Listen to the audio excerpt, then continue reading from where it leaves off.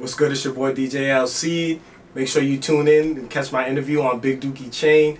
Make sure you guys like and subscribe, hit the bell, do all that good stuff. It's your boy DJ Alcide, representing for Good Music Showcase Series on Big Dookie Chain. Yeah. Sorry, I was listening to Drink Champs on the way over here. There we go. There we go. Let's give a round of applause. Every time that you do that, you say you don't want to do that. Yeah. I do a lot of things I don't want to do. Anyways. That's why we have the tissues, the box of tissues here. Who we here with? Damn, we're here with Alcide, the Good Music Showcase Series in the place to be. Also here with Hush behind the board and Nate, D-O-double-G. Myself, Van Styles, and next to me is Tash. As always. God bless. As always. It's a Big Dookie Chain. It's a Big Dookie Chain. So what we listen to on the way over here? I was listening to the Drink Champs Ludacris. I discovered that before Future went by Future, he went by what name? Titty Boy. No. Titty Boy, right? No? No, that's 2 Chainz. Two Chainz, yeah. Oh, that was I forget the You're fucking. about to get roasted in the comments. I don't I care. forgot Future's old name. Yeah, I forgot. No, it's just as bad though. According to Ludacris, it's Meathead. Meathead. It was just as bad. Exactly. Really? Yeah. You had heard that before? Yeah, just as bad. No. They all Wow. have terrible fucking names. Because you're always searching meat on Google. That's why. Hot meat, and then that Because came up. Because I'm always trying to look for Yeah, that meat. that meat, Yeah. the meats. I'm going to Arby's. You I like what this podcast You is go to a doing lot of already. meet and greets. This dude actually does go to a lot of meet and greets. My man Alcide over here. Yes, absolutely. What's The good? guest of honor. We recently got a chance to be out with you at the club as you were mixing it up at almost all ladies in the place to be for that R&B night. Sure. The Authenticity R&B at showcase. Hue. Yep, authenticity of Hue. And that's where you made your. This is a first-time videographer to my left. Killed it. Yo, Yeah, nailed he it. did a pretty fucking good Nailed job, it. huh? I got so much good, He had never used a camera before. yeah, good press, good compliments, everything. Man. Yeah. Everyone loved the footage, man. Killed we that definitely shit. gotta do Natural. it again real soon. I don't like saying nice things about you, but He doesn't. Well, what can you say nice about this man right here? Because we did go to your event. The event was in a beautiful place. Yes, All right. sir. So Classiest joint I've Let's been start to in from a the while. beginning, right? So where are you from? I am from Boston, Massachusetts. Boston, Massachusetts. Yes, Born and sir. raised? Born, not raised, but I've lived in and out of Boston sporadically. I've probably most of the money I've made in my career was in Boston, so definitely it's a mass thing for me. It's more a New England thing for me. Is this like when you're traveling, right? And you're like, Yeah. where you from? Someone's like Boston. You're like, okay, what part? And they're like, Chelmsford. You know what I mean? Well, what part of Chelmsford? Well, actually, it's more like Haverhill. Okay, what Yeah. part of Haverhill? Well, actually, it's more like North Adams. It's like they just get further and further and further and fucking well, out. Alcide represents all parts of Massachusetts, which Absolutely. is why we need to promote the Big Dookie Chain Big with Dookie a chain, Big baby. Dookie Chain. Yes, sir. Well, Let's get that on. Thank you so much. Been waiting for this. It's chaining day. Chaining day. I was under the impression that you were from Brockton this whole time. Yeah.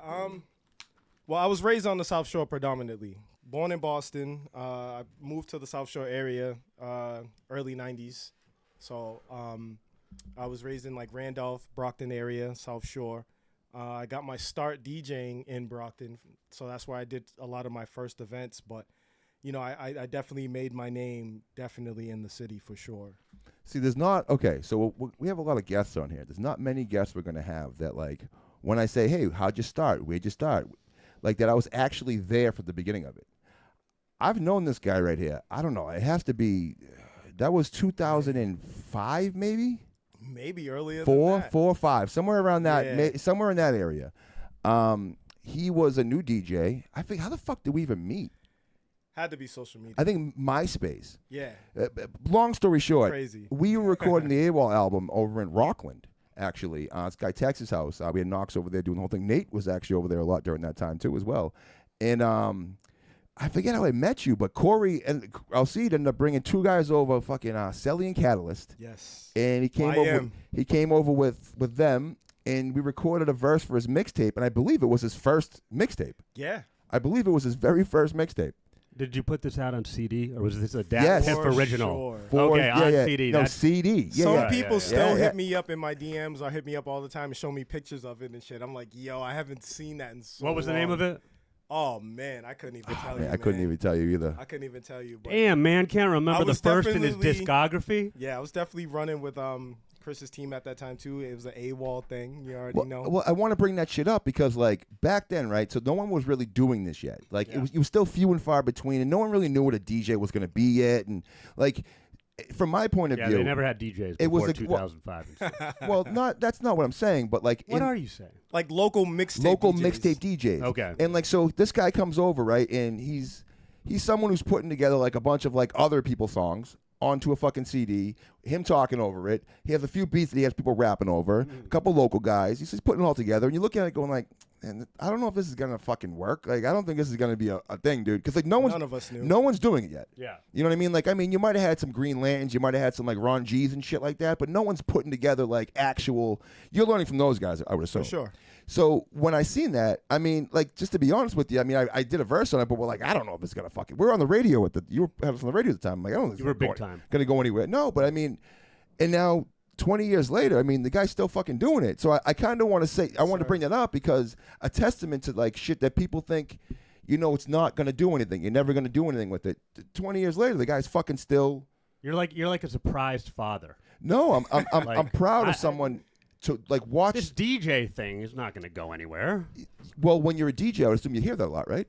At the time, yeah, definitely Yeah. at the time. We didn't know what I had no idea what I was doing. Like, you know, I just knew I loved music. I knew I wanted to you know, do a lot with all the local artists who were around me, the artists that I came up with, you know, so that was my thing. Like, I didn't start Is this DJing like a till later, DJ too. carrying crates of records? I missed that point, but I definitely do respect all the DJs who had to lug the crates. I grew up with an uncle of mine used to play a lot of music for me back in the day, and you know he'd have crates and crates of records, and you know we just go through his records all day long. So it was kind of instilled in me at an early age, and plus I found out later in life. My father had passed away when I was 1 year old, so my cousin, who was his best friend growing up, told me probably about 5 years ago that he was a DJ, and that was it for me. Like, you know what I mean? Like, even like before then, I knew I kind of had it in me. But once I learned that, you know, my father actually did it. And, you know, one of my favorite things growing up was actually having his boombox, his old school boombox back in the day. You know, the tape deck didn't even work. It was broken. You had to like push the tape in it just to play it. You know what I mean? So music's always been there. So I always knew that I'd be involved in music somehow, some way. I just didn't know what. But was I didn't know how. 05, 06 around the time when we started switching to Serato? Or was no. that what's my timeline? Yeah, but on at this? the same time, like a lot of DJs when I first started were still doing DJing with CDs or CDJs, like before like Serato really, really took off. Like, you know what I mean? Okay. I came in at a time where DJs using Serato were kind of looked Is at it as Serato like or traitors. Serato? Yeah, no, wait, what is it? yeah, Serato or Serato? I don't know. Either one. I say I've never Serato. heard this. I've always heard Serato. I've never heard Serato, but I'm not a DJ, so maybe I was wrong Yeah. the whole time. You You know, might be progressively drunk. So what was your first hip hop cassette? My first hip hop cassette that I could remember. Oh, yeah. God. That I could really remember is probably like, I don't know, maybe like Run DMC, something like that. bring that mic a little closer That to I you. could remember for sure. Can you remember your first CD? My first CD? Oh God.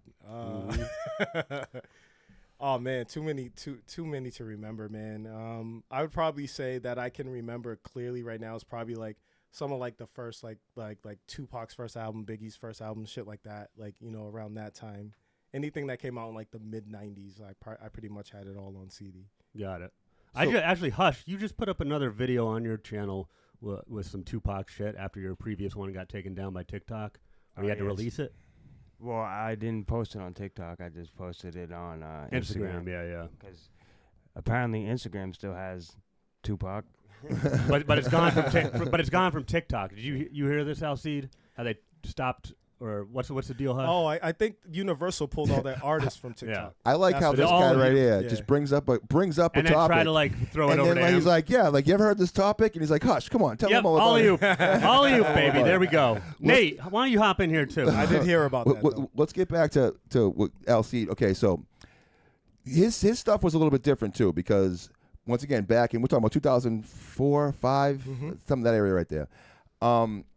Being a DJ, once again, not a huge thing yet. Like no one's really been, you know, super successful in that mainstream way quite yet.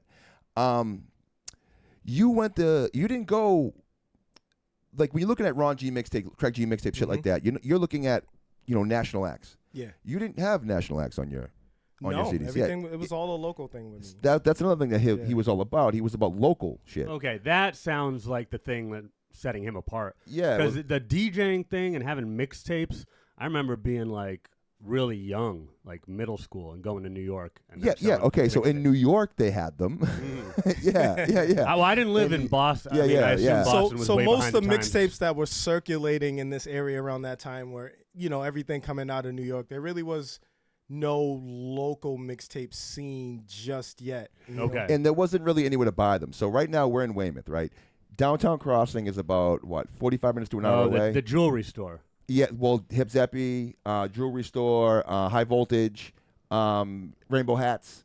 They used to sell the bootlegs, Funky Fresh albums. Yep. You had a bootlegs shout out albums Funky and Fresh, mixtapes. man. Right. I went into fucking Skippy White's once because that's what you had. And I asked for a fucking Machiavelli album, and the guy he kicked me out of the store and cussed me out because they don't sell bootleg copies in there apparently. Okay. But but you had to go. I had to go to like Skippy White's to get music. Yeah. Because they didn't have it here. Skippy White's is Dorchester, right? No, Skippy White's was on fucking Cambridge, right? The Mass Ave, Cambridge? Yeah, I believe so. Yeah, right next to what's the one right next to the fucking Middle East? That was Skippy White's. No, that's Cheapo. I think it was Skippy White. And either way. Maybe it was Skippy White's back in the day. It was Skippy White's back in the Yeah. day. So my point is, the point we're making is, you're like, oh, there wasn't a DJ scene. So like I would go to Boston and get like mixtapes. There were tapes at the time. And I would record them and then sell them at school because no one had them. Like no one knew how entrepreneurial spirit Absolutely. that makes me so attracted to you. To piggyback off of that, like that's how I started. Before I was actually a DJ, I started in my senior year of high school making mixtapes for all the other students in my class. I was one of the first to do that. You made mixtapes before that. For girls, you made a mixtape for a girl. I know this guy was up to fucking 5 o'clock in the morning, fucking taping songs at the radio for chicks. You had to be. I've done it. And I wasn't a DJ. Tapes, I wasn't a DJ, so come on, you were putting tapes together before then. But yeah, I always knew that I was gonna do something musically once I started doing that. So before I even spun my first record, I was already making mixtapes and burning. This is when this is all brand new. The Napster hit and all that hit, and you know what I mean. I was one of the first guys to really like go online, burn it to a CD, and pass them out to like all the students in my class. And this is before I ever spun any records or anything. So based off how many mixtapes I was moving and making and crafting, I was having actual other DJs in the city. Because at this time, I'm managing a clothing store. So while I'm in the clothing store, I need music to listen to. So I would make music just to listen to when I'm in the clothing store. So DJs, people would come through and they would listen to music I'm playing. They're like, yo, is that like playing right now? So they were buying the CD out of the player we were playing. So, with me, I thought about it like, I'm on to something. So I started selling them on the side. Like, you know what I mean? You come buy some clothes, or I throw a CD in your bag, or you know what I'm saying? So the owner of the store caught onto it and he was like, yo, I see what you're doing. I'm not going to take the bread away from you or anything like that, but just kind of, tone it down a little bit. So, you know what I mean? So I started being the mixtape guy in the mall at the clothing store, and DJs were coming through to buy those mixes for whatever sets they were doing. And that's kind of where it came from. It was like a natural progression. I had DJs telling me that you should DJ. And it just came about from there. You know what I mean? That's kind of interesting. So at what point in time do you realize that like DJs are coming to you to do their job? Well, it was probably around that time, 04, 05. And I realized that that was on to something. So I got up with one of my guys, DJ EA Sports. Shout him out. He's definitely a great DJ that does his thing for the city. I think he's more so at that time he was in Brockton, but I think he's more so in like the Springfield, Connecticut area. He's still doing shows, still doing radio. He was the first DJ to sit me down in front of equipment, and he was like, you're going to sit here and you're going to learn how to mix, and you're not going to get up from this seat till you learn how to put this song with this song and mix it. So I sat there for hours, half an hour like longer than that. It was probably like a good hour and a half to 2 hour session. And, I was just trying to figure it out. Like, how do I put this song to this song? And then it just kind of just went on from there. I started doing like local clubs, local bars in and out of Brockton, and just honing my craft and just figuring out, how to do this thing. And it just worked out. I started doing events there from Brockton, and then that's where we met as well too, along that way. And then I just started transitioning into doing bigger clubs in Boston. I made enough of a buzz on the South Shore area to get the attention from Boston. I just remembered, dude, when we took over the Middle East, you're in those pictures. Yes, sir. With the Fuck Whack music shirts. Yes, sir. Yeah, I fucking just remembered that. Yeah, you're in those fucking pictures. That's crazy. Yes, sir. Yeah, that you That was were. a So good right? I night. knew you I back remember when that. too. No, you probably did at the time because he was at those shows when the time at the Middle East. That I was supposedly hosting. I don't know if you were hosting that one. Well, no, but there's pictures that he hosted my album release party in a like a full spacesuit. Doesn't remember it. Lot of stuff. It's like a plastic sweatsuit. No, it's not. Some sort. No. This is It also looks like 20 a years spacesuit. 20 years ago. No, it's a plastic sweatsuit, but it had a helmet that was glass that's like screwed on, and like you had to like. But those they were completely separate from one another. I just put them together. They I weren't. don't remember that. They weren't. That was the album release party. I don't know if you were there, but no. You're the second person in this room that does not remember. But I see the picture proof. Proof is in the picture. For sure. It did happen. I see you here doing the Drink Champs thing, and it just takes me back. My whole 20 years of this, Yes, just sir. drinking, and not and like just vague memories. Well, yeah. So you know that I don't drink. It's just my 2 year just passed, and he doesn't. Congratulations. Thank you. He just quit on not just quit, but I think he's like on 9 months. However many months I we didn't are mean from. to take a drink to that. No, I was no, no. already No, gonna do that. you had to. Go for it. You got to drink enough for both of us now, because I haven't drank since April 15th. Not that I'm counting. or Nice. anything. I'm proud of both of you. he's But man. yeah, Both up. you got to drink 3 times as much right now for Hey, yourself I'm with and it. the two of us. Just the whole bottle. Let's I'm go. with it. Let's go. Fuck now, it. I just snort ketamine, nothing else. Listen, I'm gonna take a cheers to your sobriety. There you go. I'm For sure. Detroit clean. California clean is when you still smoke weed but you don't drink. Mm-hmm. That's what Chris is. Okay. When you Snorting ketamine but no alcohol. I'm calling that Detroit clean. yeah, Okay. I was gonna say Detroit. South Detroit, man. I Sounds did a about right. lot of work in Detroit recently, and in Michigan.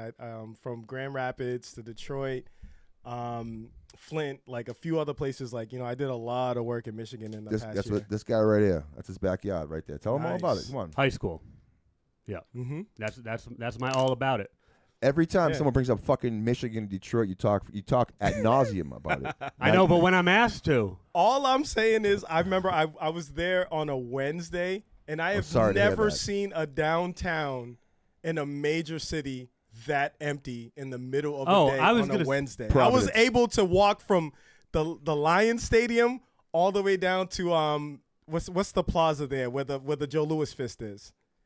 is it Joe Louis Hart Arena? Plaza. Oh, Hart Plaza. yeah. That's what it was. So I was able to go all around the city just chilling. And I Any got ti- the full anytime, thing in. anytime. The Oh, it was city is great. yours to whoever's watching this. It was great. I had a good Like, time, man. You go to Detroit, it's all yours. Yeah. There's no one else there. Yeah, like It's odd. It was so empty. It was so weird. Like, cause even in like, you go to Atlanta, or New York, or Chicago. If you go like downtown in the middle of the afternoon, there's gonna be some kind of foot traffic, people Providence. outside. Providence. It was Yeah, just even me. Providence.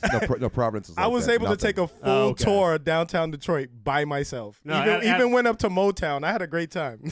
At 5 o'clock, I think, is when all the Quicken Loans offices let out. Okay. And then it looks like something out of the Mad Men. Matrix Yeah. with just the suits. Like walking even all like around. the GM building looks so out of place. Like I'm like, how does this looks like a final boss in a video game building? Like Yeah. Did no, you- no, it's like Did you take otherworldly. the car buildings at the end there? yeah. Did you do the scooters?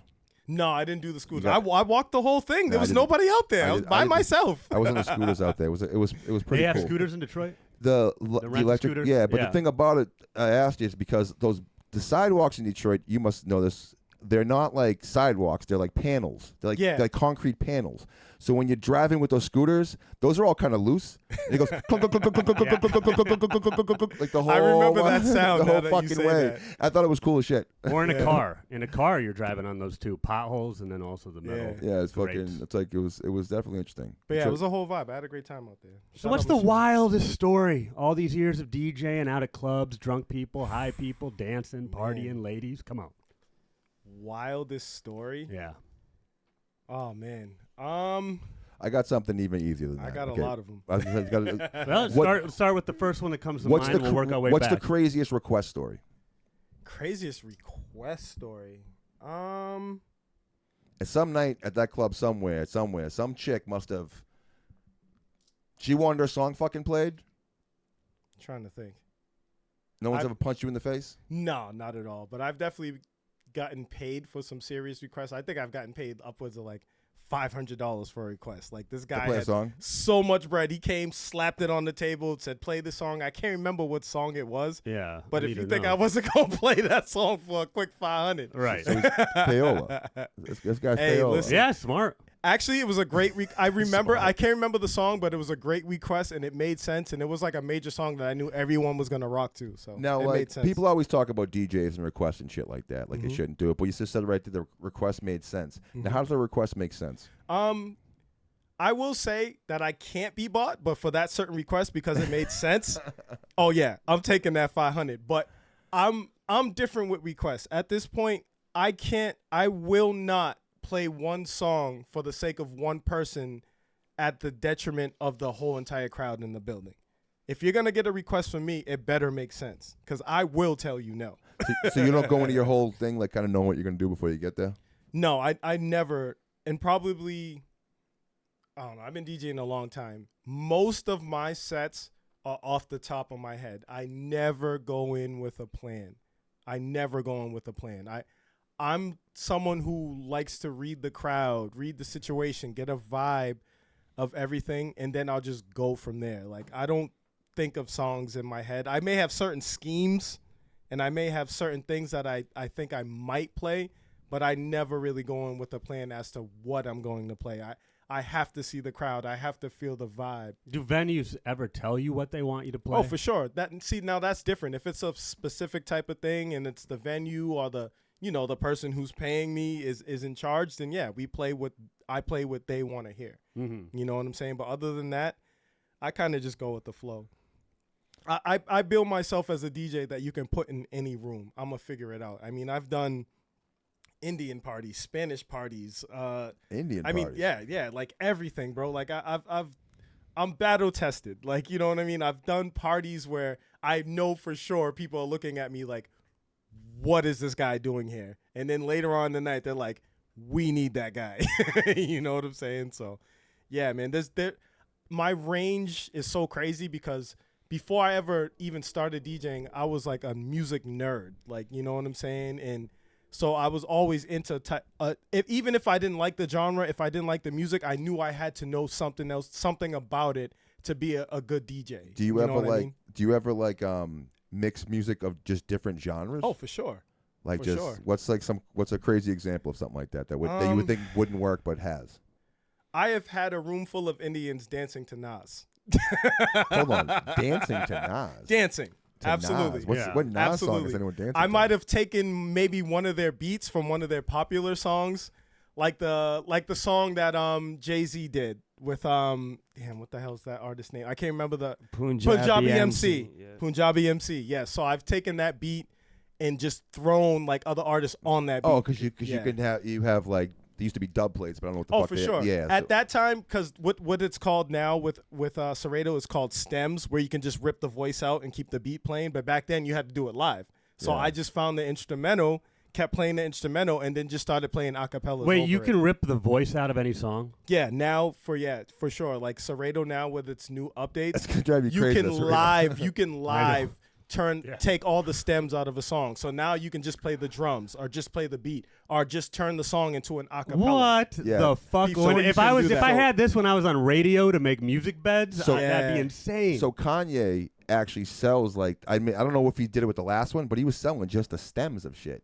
Like you could like literally like I don't even know how, like he was gonna have a whole it was just the- like the a la- player, the last- a player for his thing. that's what it was for the Yeah. last one, the gospel, not the gospel album. Donda too. Donda But too. no, Yeah. even with the Yeezus album, because I made a bunch of remixes of the Yeezus album. When the Yeezus Thank album you, came 'cause it out, needed remixes. I actually Make it love the album. palatable. Oh yeah, All it right. wasn't his best album, but when he dropped the album, he actually online dropped all the stems in one file. So I was able to get all the songs he sampled, everything, So he's and make DJ my friendly. own remixes. Yeah, he's very DJ Yeah, so I friendly. made my own remixes from that album. I remember it to this day. I'm in my mother's basement mixing it with my brother, So doing all the stems. You know, we're not going like into crazy detail on what that is, but like what you're saying essentially is Kanye comes out with these songs, right? and then all the parts to the songs are all in these files. Yeah. And you can mix all these files around and make your own songs. Exactly. But he was supposed to have it. It was his own little player. That was like a player. He's talking about a different. He's talking about Yeezus. That was for Donda 2. But just the idea of that, people, I don't think they I didn't understand. even know there was a Donda 2. That people don't understand that you can actually do that. Like take Who knew? the parts Yeah. to songs and make a whole new song out of them. Like Yeah. the same way I assume it's the way you break it down to Premiere or something Exactly. like that. And people don't even understand, even to this day, if you go back and listen to the Life of Pablo album, he Love that album. built that as a live album. So if he wanted to change something in that album, he would literally change something in the album, take the original off, and re-release it. So the songs that Yeah, came out when it first he did dropped, do that. he Are would go different. back in, and if he wanted to change something, he would change it and then just re-release the song right back on Spotify. Like it was a live album. So if he thought he needed something that would be fixed, then he would fix I it. wonder live. What do you mean it was a future. live album? Life of Because Pablo? he would change They things. change it. That's all. he would that go mean- back That's all through that it. means is that he was Yeah. still So manipulating put it like it this: even after it was out. if I buy the album, the first print of the album, Yeah, yeah, right, yeah. and you buy the third print, they could be They're completely totally different. Yeah, fucking- like he but, might have but changed because it's something. digital, you're just taking down one version, putting up the other. Yes. but I'm sure exactly. there must be prints of some of these. Yeah. Oh, There for must sure. be. Like, so they must. Like, that's going to be obviously a collector's item and stuff in due time because, like. But this sure. is fucking crazy with AI now that you could just isolate. Just Yeah. even the fact that you can just isolate the instrumental under a track and take Yeah. take out the vocals, that changes that. That makes like we had to get 12 inches of instrumental track Mhm. along with the original. So you only had the choice of like 2 songs on an album. Yeah. Or else when LimeWire came out, you'd have to find the instrumentals. He might not know. He used to be on 88.9. He used to be on the radio. So I've been on okay, so 88.9. yeah. Well, he was. That's Van Styles from 88.9. that was I'll around. put- That I'll was put it- around 0506. I'll put so. it this way: I'm one of the last DJs to ever spin on WER on WER. Well, there you go. Oh wow. Because when they were closing down, they did this thing where they were having some of the DJs from the city go on and do like 30-minute sets. I think it was like me, Real P, Saki, like, and anybody who was doing anything with like hip hop at that time, they were giving you 30-minute segments on the air. And I was the very last DJ to have one of those segments on ERS Oh, wow. before it disbanded. Yeah. Before it became what it is. Before today. what it is. Yeah. Before what it is. We're now. running into so many people from ERS now, man. Well, not Yeah. surprising. You guys are like a fucking club. It's like an alma mater. Yeah. Just a Shout out my bunch of guy guys. Malcolm, man. That's my guy too. I know he was a part of that. Before it disbanded. He was a big part of having me for those segments as well back then too. So I'm sure we've worked together at some Yeah, point, bro. for We've sure. definitely been in the building at the same places together. that for sure. that villain in the bottle, just a mind eraser. Mix it with a little Xanax, Klonopin, you're done. Keep sniffing ketamine. You're gonna figure out that's a mind eraser as well. Oh, don't tell me that. I thought that was me being sober. But 2005, you said 2005 you started DJing? Yeah, a little bit before that, but I started. Okay, a little I started before it. really doing clubs and really doing events around like 06, 07. Okay, because I was thinking 04, 05 was around the like how to rob 50 Cent era when Yeah. that was like Are you- circulating. Man, so are we I gonna- will say there's are we gonna nothing bring it like up? the mixtape era. Are you gonna bring it Nothing up like right now? I thought you were gonna bring it up. I was gonna wait a little while longer. that he looks just like 50 Cent. That's. I 20 just when he would- laughs. I just want That's to 25 cents. personally thank Curtis Jackson for giving me all the the looks. We're both cancers too, which is crazy. They got the same face shape. Like it just I had a great time during the G Unit run. Let's put it that way. If anyone even looked close to 50 Cent at that time, you was getting some action. So I'd like to thank 50 Cent personally for that because I had a great Wasn't time. there some kind of weird connection between you and that I Get Money beat? Didn't that come out of Brockton or something like that? I don't know. I know there was hella remixes to it. You know what I mean? There's definitely because around that time, that's around the Curtis album, so Yeah. that's kind of where he was sort of headed to the decline. And I Got Money kind of just brought him back out. Like, I thought when he that song stole that dropped. from someone from Brockton or something. I thought one of the kids. I thought a producer from Brockton had made Yeah. that, and then like That's, there was a big deal what's the about name? it because he didn't get credit for it. No, that's what the hell's the name of the group? I can't. Audio 2. I Get Money. So the I Get Money drops from Audio 2. I know what I know what that is. But Shaw Yeah. Money XL was known for supposedly stealing people's shit, yeah. beats, Yeah. putting I'm his not own name surprised. on it. At that time, everyone was stealing everything. That's Yeah. the best thing Everyone about the was mixtape stealing Were era. you though? Oh, for sure. The mixtape era, no song was safe. You already know. And now we're in the era where you can't steal shit. Yeah. Because Well, an you AI can. will You just find can't it. profit from it. Right, you can't profit Yeah. from it. Or sometimes it'll get taken off the channel or just blocked like the out best, completely. the best story of that is still like Sting. Like, cause you know that I'll Be Missing You. Obviously, Puffy didn't write that song. Sauce Money wrote it, and it's obviously a Sting, like you know, sample and everything. Sting like gets 100% of all the royalties of us. No, 100%. And then any song that's like made from that song, he also gets 100% royalties. wow. Of. Yeah, he's like Sting doesn't fuck crazy. around. Sting also, like Juice WRLD had that song. That's what I'm saying. Lucid Dreams. Yeah, Yeah, and he got like 85. Like he sent out Yeah. a tweet. He was like, "Yeah, thanks for sending my granddaughter to college." For sure. Yeah. Sting doesn't give a fuck about But that. I will say for artists, and I'll give you this gem, it's still worth it. If you still feel like that song is going to be a banger, it's still worth it because, yeah, they're going to come for that bag, but you're still going to get the attention you deserve, and you're still going to make your money off touring off of it. So it's still worth it to take that sample, get sued, whatever. I just got lit off your sample, so If you got the that's plan. fine. I'll pay you on the back end. Or just do the Vanilla Ice thing. Make so much money off the sample and the song that you just go and buy the He actual bought song. Under Pressure. That was Oh, crazy. really? Yo, I Yeah, didn't yeah. even know about that story. I didn't even know about that. That's crazy. Yeah, he bought Under Pressure, so he was getting sued up the ass for Under Pressure, obviously from David Bowie. So he just went and bought. He's like, I made like $20 million from the song. Why don't I just go buy Under Pressure? How much did he pay? Do we know? I don't. He said can't I forget. remember. But now he gets royalties off Under Pressure. Okay. So he gets royalties off Ice Ice Baby, and he gets royalties off Under Pressure. So instead of like the other way around, them suing him, like he now sues people that use that song. So it's complete fuckery. Yeah, he's doing very well for himself apparently. Vanilla Ice is like, he has like multiple mansions that like have like are all connected and shit with helipads and shit. He was just at Wally's in New Hampshire, I think. Yeah, I mean, he's got so much money. He'll say yes to that. Like, yeah, fuck it, let's do Wally's in New Hampshire. Right, and whatever. he just show up and do like two. Yeah, but two his, or He'll three pull up in a songs. Lambo Yeah. right in the middle of New Hampshire. Because people think it's a joke though, and like that's part of it too. Because like he's not like he doesn't make crazy money from like appearances and like because he's it's all real estate shit and like trademark shits and copyrights and shit like that. Like that, he's a smart businessman, but he's obviously still laughed at like in the entertainment like industry. Yeah. You know what I mean? Like but now I feel like now in 2024 where everything is laughable. Well, now he's he's made it back around, I think, too, because like now all those joke acts now like they were saying Run DMC did a show in Weymouth in '97. Yeah, I saw that. Okay, so like which is crazy. So like Run DMC would never do a show in Weymouth now. Like I mean, because they obviously said sell more tickets than that. Because I think all those people have gotten old enough now and come back around. I mean, you They're obviously legacy acts now. Well, being a DJ, obviously, you know about like legacy acts, obviously. So you must like see that because all that shit is now all the people that are buying the stuff that have expendable income, disposable income, are the people that are that age. That For sure. like Vanilla Ice could do a stadium now. Yeah. Because for sure. they'd add him to like New Kids on the Block and fucking Bobby Brown or something like that, Tiffany or some shit, and you know what I mean, like. And he's Vogue gonna or be something. on any of those like Lovers and Friends festivals. or fucking like I Love the '80s or I Love the Yeah, yeah. '90s, or like all those albums that come out too.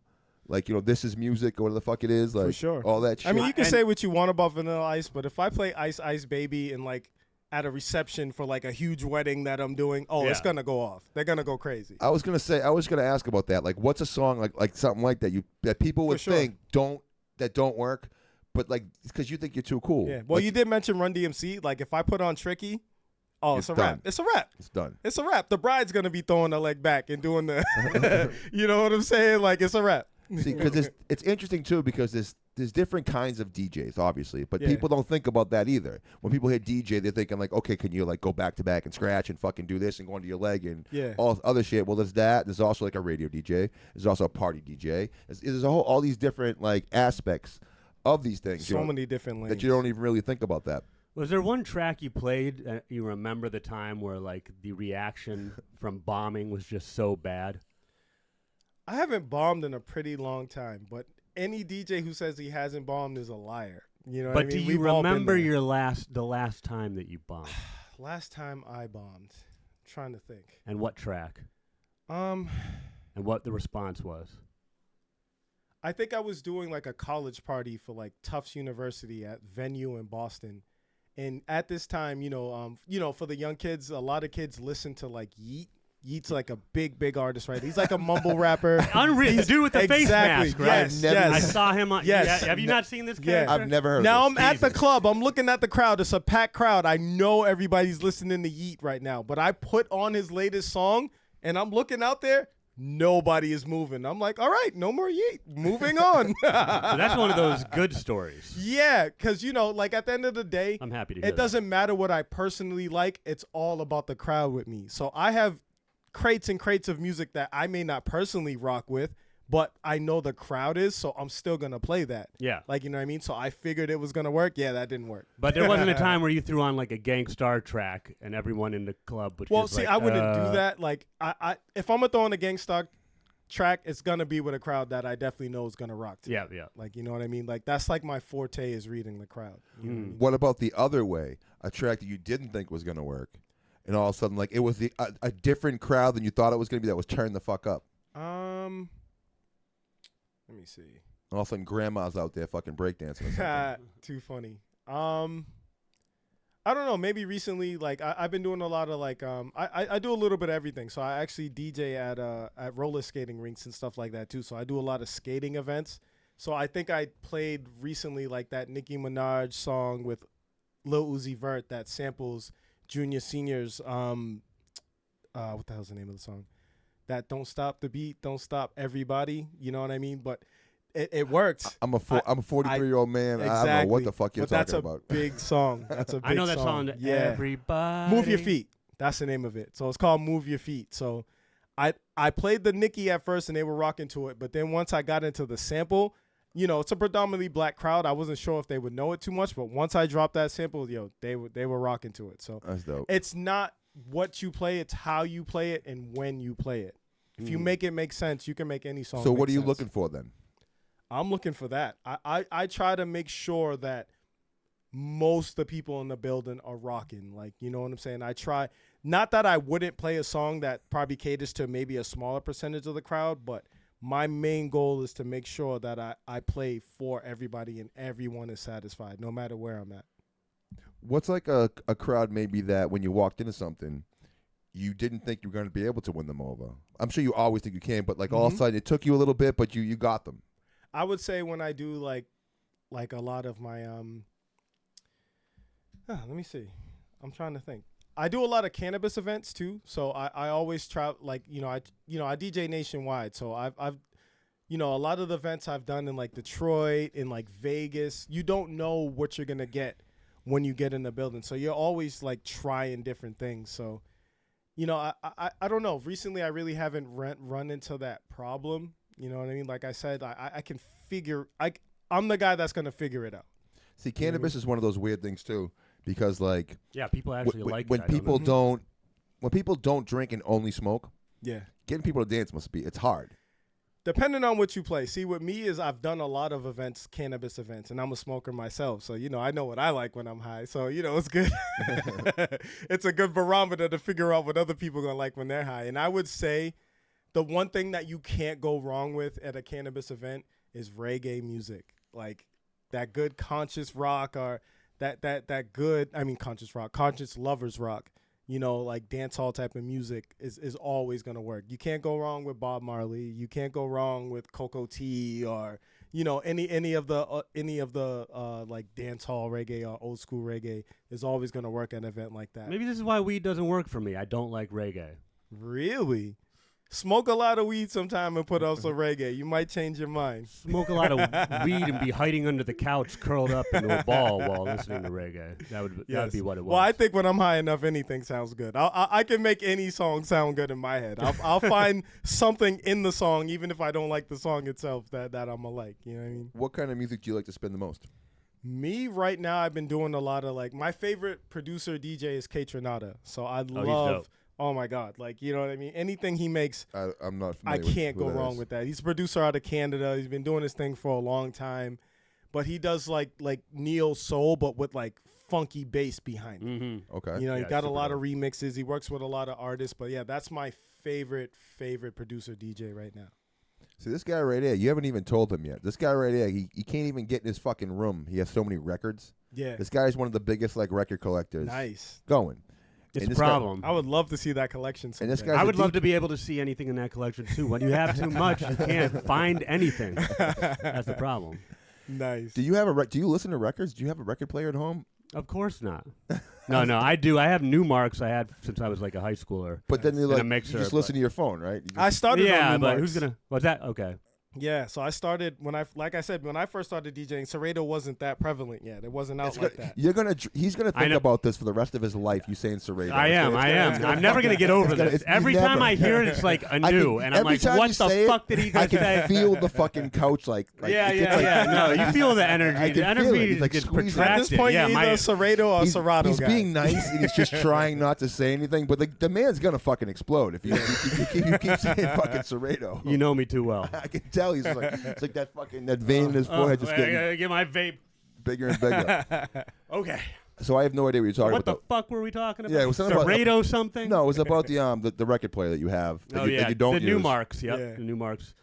But Yeah. but he does. This guy right there collects like crazy records and like rare records. And now we're in like the time because they're reissuing Yeah. everything And- on record. Artists are putting out records Yeah. and free digital or I records. will and say the cassettes, day they not stopped CDs. making Technique 1200s, that stopped making the actual players was a bad day. Yeah. For When all was? How long DJs. ago was that? Man, this has to have been like 6-7 years by now. But it's Because not that you can't find them; they're just not manufacturing new sets. And what is so much Well, much you better can about always find technique? I feel like every DJ needs to learn on vinyl first. Yeah, but why First. technique specifically? Techniques, because that's just That's- that's industry standard. Yeah. So if you're gonna go to a place that's still using vinyl, you're gonna expect to see Technique 1200s up there. Do they Sure. still? Does Newmark? Does that still exist? Yeah, they do. I'm like I said, I'm old school, man.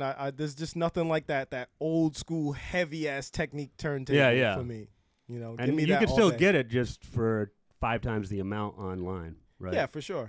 yeah. I just think it's funny though that this guy he didn't know what kind of DJ you were, so he probably was like, "Oh, I'm gonna go in and talk records with this motherfucker." And you're like, "Oh, did you have records?" You're like, "No, I don't do that."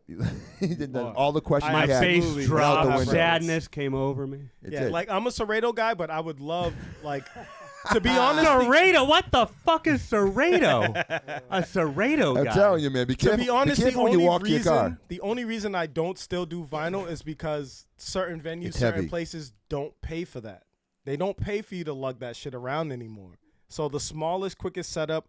I'm always a DJ that's been a proponent of saying it's not what you use, it's how you sound. So you don't. There's not a lot of audio files in the club. Just trying Yeah. to get down, like fucking, like. Oh, this would man. sound so much better. You on just grinding, vinyl. grinding in the club, and you're just like, yeah, this would sound way better. It's just like Yes, this sir. DJ sucks. It's not authentic. Yeah. I don't know if you guys ever partied at Number 9 in New York City, but that's a dope place for DJs because it's a club you walk in, right? I don't even know if it's still open, but shout out Static Selector because he was a DJ who put me onto that. I opened up for one of like his birthday parties or something like that there. It's a club you walk in, looks like a regular club. You're looking around like, oh, this is some bullshit. But then there's a back room, like a secret room. You go up the stairs. Oh, it's DJ heaven up there. There's records all around the wall, record players everywhere. You could literally just turn around, grab a record off the wall, and then just start spinning that live upstairs. So there's definitely places like that still exist In for New York. hardcore DJs. In yeah. New York. There is a couple places in Boston. I don't know if you guys have ever heard of the Quinn. It's a private club over on Calm Ave. But they have a room that's literally just like that. It's a secret room. You walk into a regular Well, room not and then now. you just like hit something on the wall, opens up, and like it's a members only club, but it's really dope. If you know a member, you can definitely party there. But it's just like that. It has all the records on the wall. It has a record room. You can grab records off the wall and just start playing records at the spot. It's really dope. Are you part of this club? I was gonna say you. I've been you privy need to being Yeah, you're are close in. to members of the this, club. this guy needs to get, he wants to get in the club. Is basically he's just. I trying to- always wanted to be part of the club. Yes, we could definitely have that He's, conversation he's off invited to the camera. barbecue. He's invited to the barbecue. Or I wouldn't want to be part of any club that would accept me. Who's that quote from? I don't know. John Daly probably. Rodney Dangerfield. One of them guys. Definitely not. Big John Daly fan for sure. But I didn't want to like gloss over the most important question. So what's the craziest shit that you've seen while you've been DJing around all these drunk bitches in the club? Oh God. I mean, I've seen a bunch of things, man. I've seen You can stop listening. all out brawls.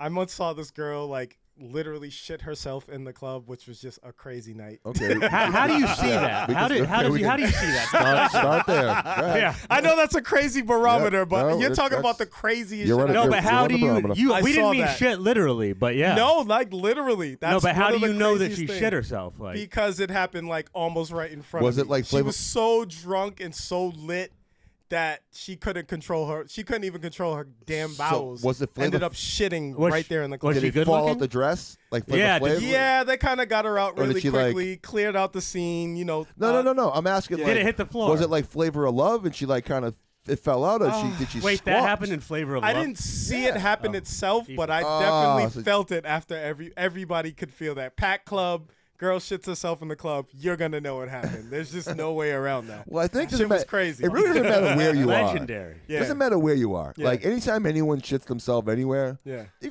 probably gonna know about it. And if you think for 1 second that I stopped what I was doing, I kept fucking going. I was like, you know what?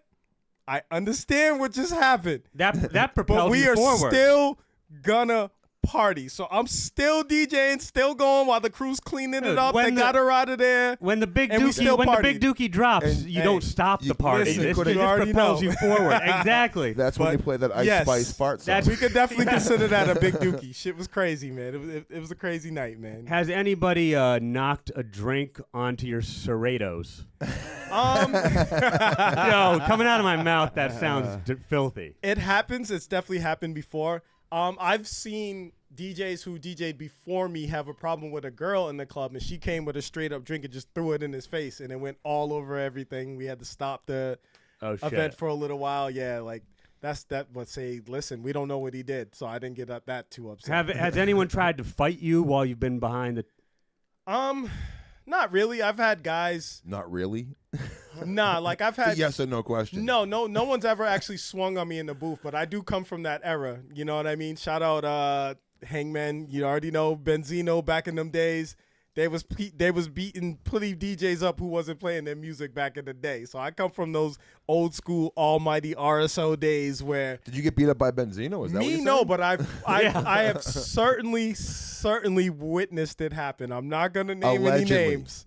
Allegedly, I have witnessed certain things like that have happened. So I come from that was it era. Eminem? Huh? Was no. it Yeah, Eminem? wasn't it? No, this is definitely before that. This is definitely before he really took off with the source and all that. But, you know, this was around the time where that crazy Rough Riders Cash Money incident happened backstage where Benzino and his boys allegedly got into it with the Locks and everybody from the Rough Riders camp. Allegedly. Wait, but who do you think won just in this recent Eminem versus Oh, Benzino God. battle? I don't think anyone won from that No battle. one to be wins. honest. No one I'm not wins when gonna lie Eminem to brings you. up Benzino in 2024. As I rocks with Benzino. I definitely consider him a Boston legend. He did a lot of things for the city, you know what I mean? And being a part of the source was very important as well too. But on both sides, I don't think any of the bars were up to par. Even on Eminem's side, I didn't like either diss track, to be honest. Here's a question right here, because everyone always says that Eminem has never played in the city. Mm-hmm. Has anyone ever? Do you play Eminem? Has anyone ever requested Eminem? Absolutely. I will. It depends on the event itself for sure as well too. Oh, so if But someone I invited also people. say that to say this. I really think Eminem is trolling. I think he dropped that first diss track just to get it out there. And I think if he considers Benzino's other responses afterwards good enough, then he'll definitely come with the what we know Eminem can do. So tell me this: if Hush like dyes his hair blonde, will you and Hush go to places as 50 and Eminem and battle people? Hey, listen. If it makes sense, we could do that. When's the last time? Oh, it makes sense. When's the last Shout out time? Hush. When's the last time you played "Come on Everybody" in the club? Nobody. Do you know played that? in Do you the know that? club Ever. What? That's on the Slim Shady. That's his. He says at the beginning, "This is my dance song." And you fucking said it like weird too. Like, come on, everybody. It's like That's how it is. It's CUM Pause. on everybody. That's how it's written on the back of the Slim Shady LP. is. Do your homework. Even Hush knows. I know. Yeah, He's like but 10 years younger. still than you. weird to say that's that. like a B-side though. Like even though he says it's his dance song, like nobody ever danced to it. That's what I yeah. needed to know. anyone That's ever one danced of my to any favorite Eminem Eminem song? tracks. Mm-hmm. They have. No, but I will Just say the way you said it was like Eminem still has enough joints where I could definitely do it. I mean, Lose Yourself never loses, never fails. Lose Yourself, never loses. The Real Slim Shady still works because of the beat. Probably. Like, I understand what he was doing around those times where he would come out with the goofy song first, just the poppy goofy song, but then when you buy the album, you're like, okay, this is what we came for. Back then. Yeah. Okay, this is from, since you're old school Boston here. Yes, sir.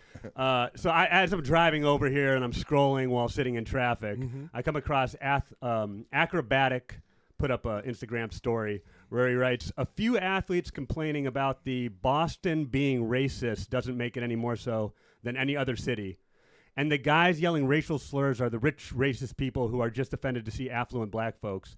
The white folks from Boston that I know, this is Acrobatic speaking, mostly can't afford to sit close enough for their individual voices to be heard, so they sit in the rafters with their black friends and call your names not based on your race, but in support of our teams and city.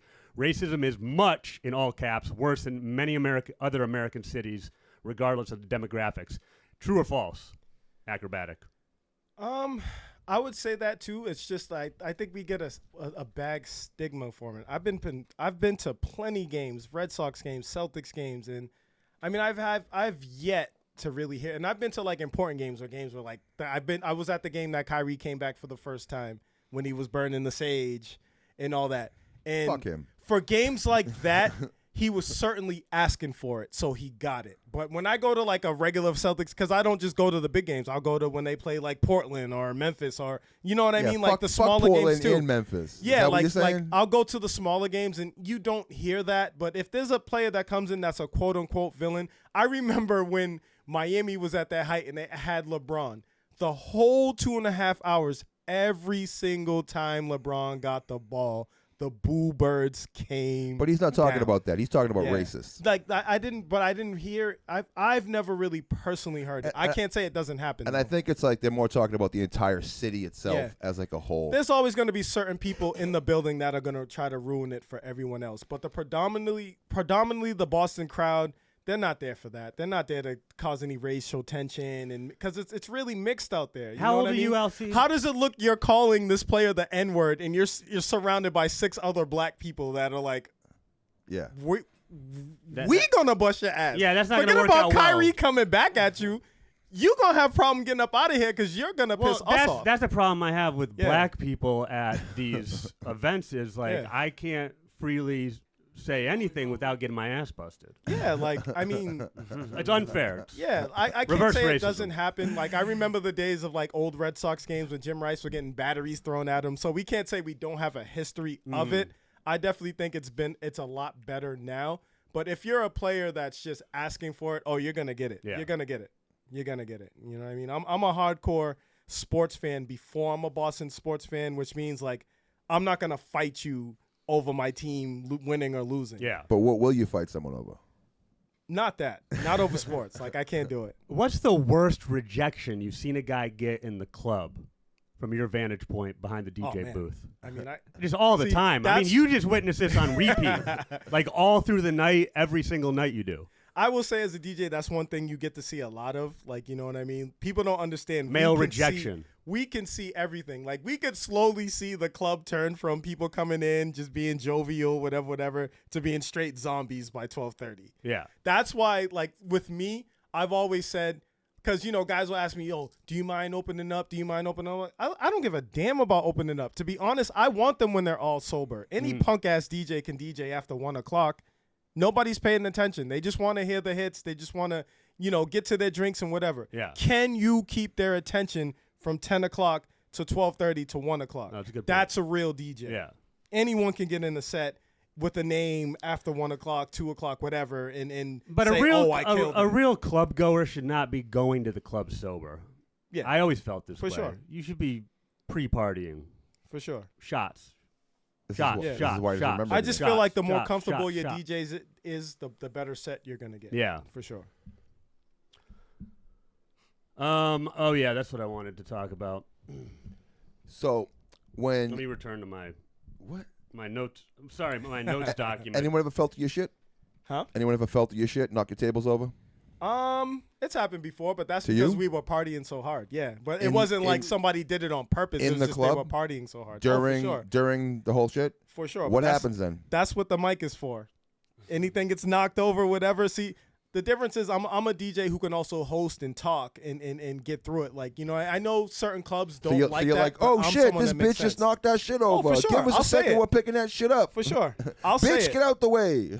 Move, sure. bitch. Damn, It's you're bringing me definitely back to the happened Ludacris interview again. That's why, The Drink Champs Ludacris interview, where they told me that, speaking of DJs, Scarface was originally a DJ. I believe it. Scarface is amazing. I don't know if you guys saw his Tiny Desk recently. Yeah, it but showed was amazing. he's like very musically minded. Wasn't he playing guitar on there too? Yeah. Did you watch it now? No.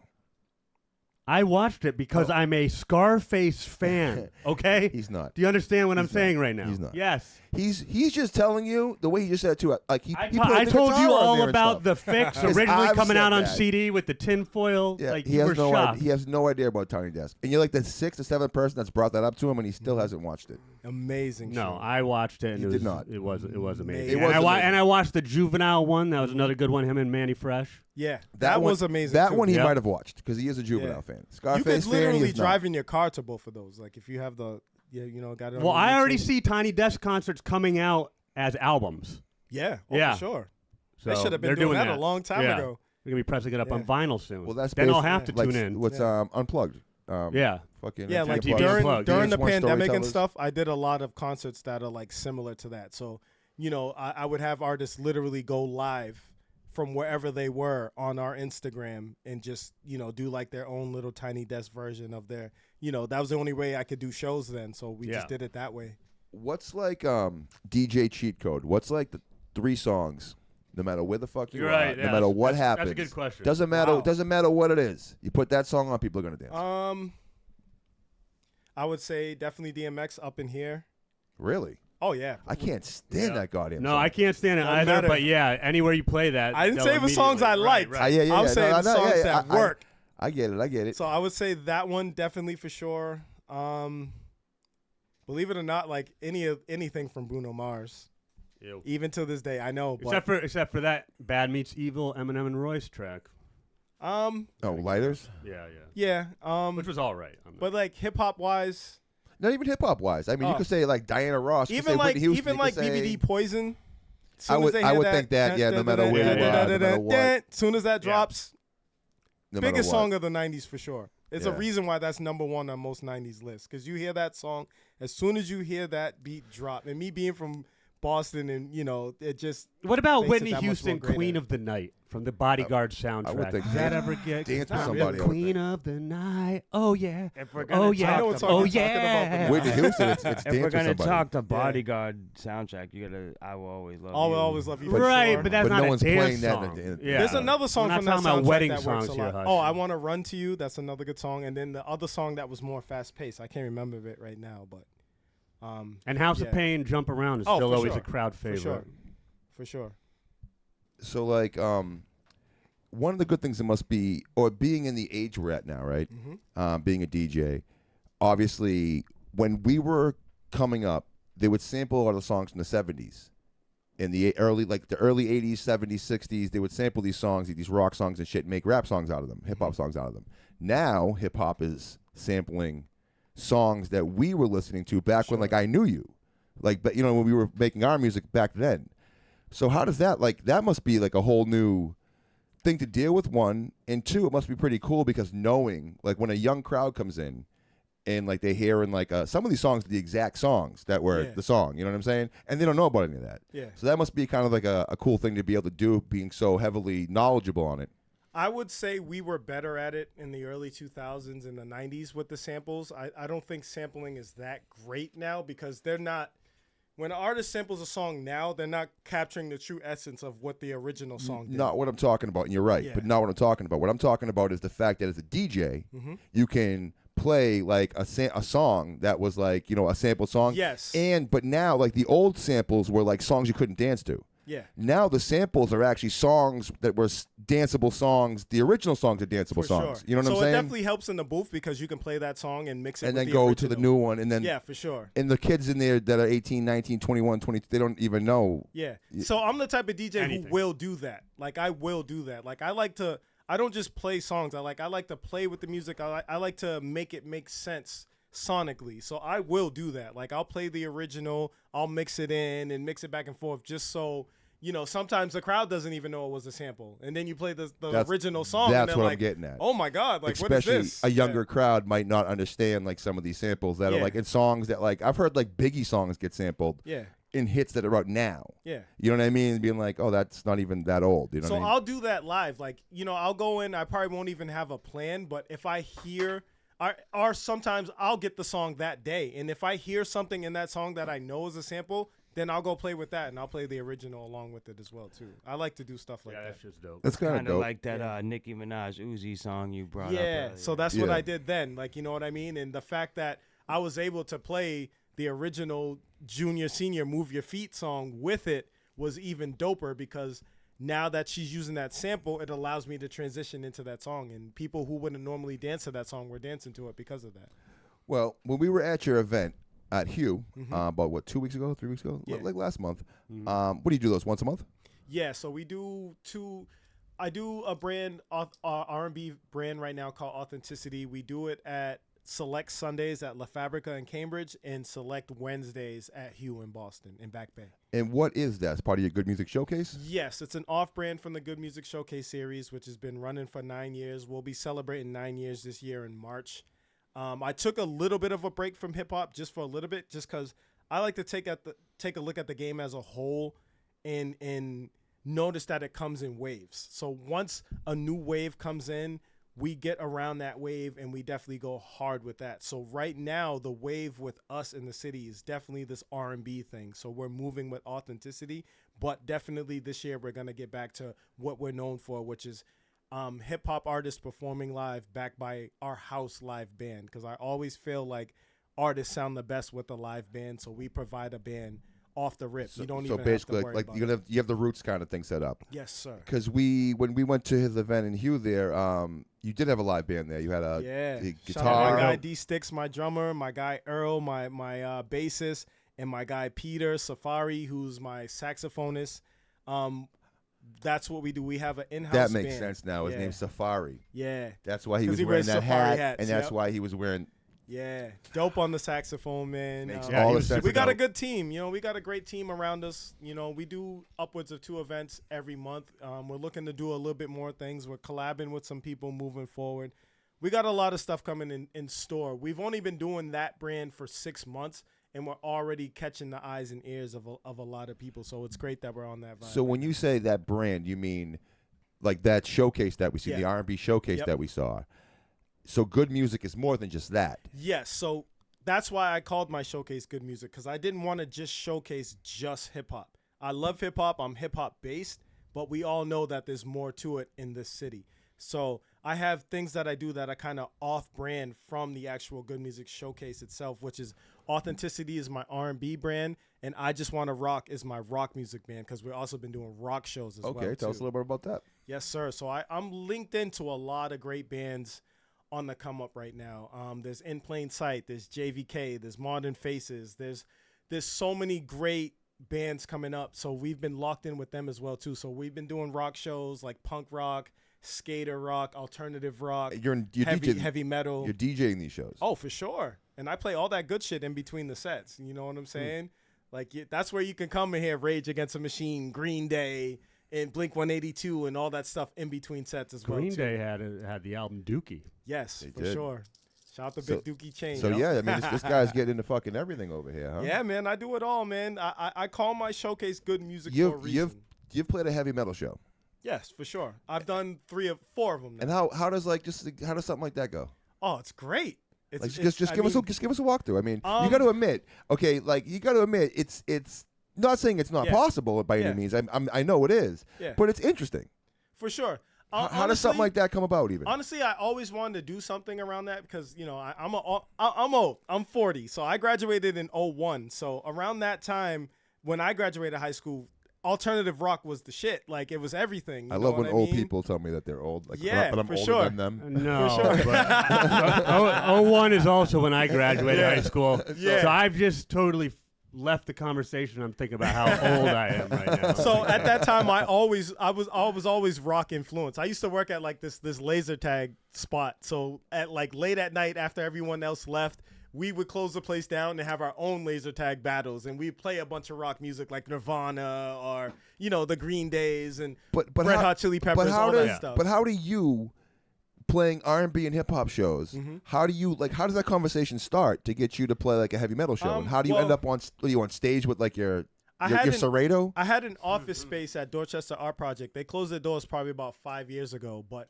around that time, I had an office space there. And if anybody knows about Dorchester Art Project, they used to do a lot of rock shows all the time. So they're known for that. Yep. So it was just a natural progression for me to do rock shows there. So a lot of bands started reaching out to me, and I reached out to a lot of bands too. Like, I want to do something different. So I brought them all together. A lot of the artists are on the up and coming too. A lot of them are like 18, 19, 20, 21 years old. So they have a great crop of kids that can't really go to the bigger venues, but they can come to Dorchester Art Project because we can do events for them. You know what I'm saying? So that's where we started doing them. So I've done 4 events there. I'm working on doing a new event now. Shout out Jasmine. She's an artist I've been working with as well too, who's helping me getting the bands together and do that. So yeah, definitely look out for I Just Want to Rock. It's our rock brand, and we're definitely gonna be working with a lot more bands and doing a lot more events with them as well too. So dope, like I man. said, it's all music for me. You got a lot of stuff. I'll do a country event if it makes sense. What's Put the it that next? way. What's the next event from Good Music Showcase? The next event we're having, I think it might come out after this is posted, but I'm still going to say it anyway. It's on February 15th, which is at Hugh, which is going to be, that's our first Caribbean event. So we're doing Caribbean artists where we're doing Afrobeats versus dancehall, where we're going to have Afrobeats artists, Afrobeats DJs, and we're going to have dancehall artists and dancehall DJs perform live as well with a live band. That's dope. And then the 18th, we're doing a big event for President's Day at La Fabrica in Cambridge, which is 2 rooms. We're expecting a crowd of anywhere between 300 or 400 people. So that's another R&B event. And we definitely might have to have Big Dookie Chain a part of that. Yeah, I'm saying I live We might around have the to have corner. it. I live Yeah, next we're to the gonna Middle be- East. Yo, I so- do a lot in Cambridge, bro. I've done a lot of events at Middle East. I've done a lot of events at like Starlight. We did a block party at Starlight. We got a lot going on. So, I mean, the yeah. important thing is there's a $20 charge to the first door and then a $40 charge to the last door. So the Big Dookie Chain needs to bypass both those things. Yeah, Even so- though we're rich enough No, to we have got these you. $30,000 chains, Yes. I'm saying still Yes, every sir. little bit helps. But But right now, all of our events are no more than $10. I tried to charge no more than that because I want. How do we people to keep come the out and have a good riffraff time. out, though? The fake Dookie chains. The little Dookies. I don't worry about that, man. We don't have no fake Dookie chains at our events. It's Okay, all, okay. It's all 100%. All that real shit. All right, all You know what I'm right. saying? We don't worry about that. It's all about authenticity. For Hush, sure. Absolutely. Hush, didn't you have something you wanted to ask him? I thought you had something you wanted Actually, to shout out go my back guy Hush Harden, man. He's definitely been on the Good Music Showcase more than once. We've definitely what worked, the fuck, We've really? definitely worked together Yes, on a yes. bunch of events for on. What- sure. So tell us so what's up with There's that? actually shout out to the Good Music Showcase. The first time I you. performed with a live, first and probably only time I performed with a live band, and it was pretty sick because like I had a beat, and it was like they played a little on my beat, and then he would like be the like once they don't need the beat anymore because now the band is like just Yeah. playing it. Yeah. It was probably like I was like, oh, this is like one of the sickest things ever. Yeah, so I hold don't on. think you Whoa, whoa, whoa, remember, time but out. the whole crew did a whole freestyle session just with the band after that too. At a certain point, I just Are you realized hearing like, yo, they're killing it. So I just had the band just play the beat, and his whole crew freestyled for a while. So Shout this- out Brandy Blaze. Shout out Mike Ross too. Shout out Mike Ross. I know we kind of had a difference of opinion at a certain time, but at that time, yo, his crew, Hush Harden's whole crew was killing it at that time. So I love Yeah. that. I night, love man. that this keeps happening with you. That you don't understand the layers of onions. Of I know. Hush that keep, Of Hush. that keep well, peeling back. well, I just peeled back. Yo, Actually, he's that- humble. Hush Harden was that dude for a long time. He's still that Dude, dude now. I- Don't get me wrong. But he was holding down hip hop in a way that even I couldn't do. Because, you know, at a certain point, like a lot of the artists because I was just trying to get the brand to another level. So I was booking a lot of mainstream guys. But Hush Harden never deviated from that hardcore hip hop music. And I was always a fan of everything he was doing, even though we were moving in different circles. he was just a young dude, I thought, who like fair weather fan of hip hop or something. I don't know. Nah, but man, he's over here for a then I reason. find out he's like a well-known battle rapper. And then the other day I was at this Papoose went through Dazed. The dispensary. And before that, I was trying to find this old video we did at undergroundhiphop.com where I used to work, an interview with Papoose outside, I think, Brighton Music Hall or something. Yeah. And I'm scrolling through the UGG videos because I can't find the shit, and I come across a young Hush Harding as like he's the picture for one of our videos. Yeah. Now I didn't even click it. I just took a screenshot because I was driving or whatever. Yeah. And I'm like, we're gonna have to check this out on the Big Dookie chain. You don't even know about this. I just put you on this. So right now I want you to go to YouTube and just type in ughh.dot.com. Well, not right this Yeah, moment, we 'cause I have to set can't that up we can't do that. We will do that. Okay. It's got to be its own separate little thing. Okay. But we will. We can absolutely I'm do that. interested in that for Yeah, sure. yeah. Well, that's fine. It'll give me more time to Fuck it, but before we get into the current events, because I want to get into current events, I got to ask one thing. So that's super interesting that you just said. You did the good music showcases. Now you said he'd play your beat, and then the band would listen to the beat and pick it up. Because I mean, hip hop beats are repetitive, and fade the beat out, and but it was still the beat, but it was like they were playing they're playing live. it. It was live. like the sicker than the beat. Though. Yeah, but it was your beat. Yeah, and it was like that's why I was like, yo, this is crazy right now. How did they just do that? Man. Like, What gave you that idea? To be honest, I always thought artists sounded better with a live band behind them, and I was definitely one Which of the is how I first saw Scarface. Yes, Brighton Music Hall. It was because definitely I'm a fucking fan. Scarface for sure. with the live Shout band. out Scarface, man. Ghetto Boys. I met Bushwick Bill before. No, he passed away. get back to what we were talking about. You know what I'm saying? Well, yeah, we That's can get back crazy. to that. But yeah, like, at that time, I would definitely give Hush Hardin his credit. If you wasn't rocking with our showcase, or even if you were rocking with us, you were on his shows as well, too. So we kind of created like a circuit. So guys would have multiple shows to go to. They would go do a show with Hush, and then they would come do a show with us. Like, you know what I mean? So it was kind of back and forth. You know what I mean? Man's got legs in the game. Absolutely. Crazy. the onion peels. I know. sure. Every week, more of the onion peels away. For sure. His legitimacy is just starting to man. scare me. I'm wondering, man. going to be replaced And real big, quick. big shout out to Maggie's Lounge in Quincy, because they helped us craft what we're doing today. They gave us 5 great years. People don't even know this, but for me to keep going, they actually paid the band.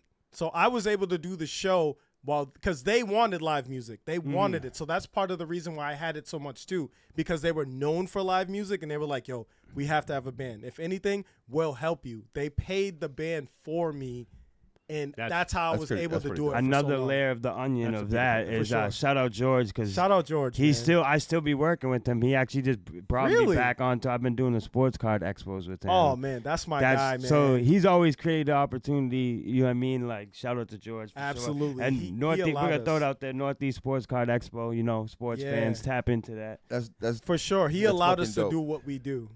No, that's dope shit. But I need to know this. When you had this ill idea with the band they're playing, and you're letting rappers come up and kind of showcase themselves in front of a live band, has anyone ever been in front of a live band, right, and pulled the phone out? As far as what? And try to read the lyrics off the phone? Not really. No, that really hasn't happened. Has anyone tried to rap over their vocals over a live band? A lot, yes. But that's also why we brought in the live band, to try to get rid of that. Because how do you rap over your vocals with a live band? Yeah, man, and see, that was the thing. So we came to a point where we would do a rehearsal, so we wouldn't have to deal with that. Oh, rehearsal? What the fuck is that? Oh yeah, we do rehearsals. The fuck you do that practice? Too. Yeah. Nah, bro, we wake up like this, bro. What the fuck you talking about? Yeah, man. Last thing we're gonna ask you before we get into the current events. Tell us about support local artists. Shout out Self Made, man. That's my guy. My guy Zach was the one who definitely helped us craft the t-shirts we have. So we have everyone sees that everywhere. We have the good music on the front, but we also have the support. We also have the support local artists on the back. You can hold it up in front of you right there. You know what I mean? No, hold it like this. Oh, my bad. I got you. It just died. Right there. Never mind. This right one. here. Yep, boom. Yep. That one. Yep. There Make you sure go. you guys support local artists on the back and on the front. And I think that's what makes our shirts stand out more. And, we've moved a lot of these bad boys. Actually, you guys can keep these. I brought these for all of you. I got 4 shirts. It's 4 of you. It's perfect. Oh, wow. But yeah, I've always, that was always my big thing. Like I always, even on my first mixtapes, on my first projects, it's always been a local thing for me. I like excuse that me. you think those 4 shirts are gonna fit all 4 of us. Yeah. Any of us interchangeably. Like, any kind of shirt whatsoever. Yep. What I want to do is take a pause. I'm going to go back onto the current events, Yes, and sir. then we'll go from there. So just give us a pause real quick.